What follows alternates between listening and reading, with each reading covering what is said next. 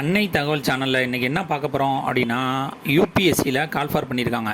அதாவது union public service கமிஷனில் ஊழியர்களின் மாநில இன்சூரன்ஸ் கார்ப்பரேஷனில் நர்சிங் பதவிக்கு கால்ஃபார் பண்ணியிருக்காங்க. எத்தனை போஸ்டிங் அப்படின்னா 1930 நர்சிங் போஸ்ட்டு இஎஸ்ஐசியில் கால்ஃபார் பண்ணியிருக்காங்க. இதுக்கு குவாலிஃபிகேஷன் என்ன அப்படின்னா, பிஎஸ்சி ஹானர்ஸ் இன் நர்சிங்கில் முடித்தவங்க மற்றும் diploma in general nursing midwifery GNM முடித்தவங்க விண்ணப்பிக்கலாம் அப்படின்னு சொல்லியிருக்காங்க. இதுக்கு வயது வரம்பு என்ன அப்படின்னா, ஜென்ரல் கேட்டகரி மற்றும் எக்கனாமிக்கலி வீக்கர் செக்ஷனுக்கு 18லேருந்து 30 வயசு இருக்கவங்க இதுக்கு விண்ணப்பிக்கலாம் அப்படின்னு சொல்லியிருக்காங்க. எஸ்சி எஸ்டி கேண்டிடேட்டுக்கு 18லேருந்து 35 வயசு இருக்கிறவங்க வரலும் விண்ணப்பிக்கலாம் அப்படின்னு சொல்லியிருக்காங்க.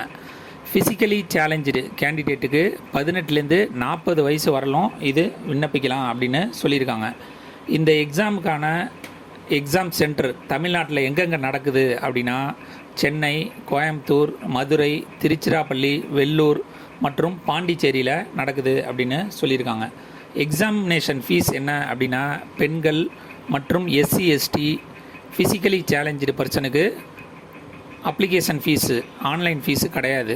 அதுவே அதர் கேண்டிடேட்டு ஜென்ரல் கேட்டகரி மற்றும் ஓபிசி கேண்டிடேட்டுக்கு 25 ரூபா அப்ளிகேஷன் ஃபீஸ் அப்படின்னு சொல்லியிருக்காங்க.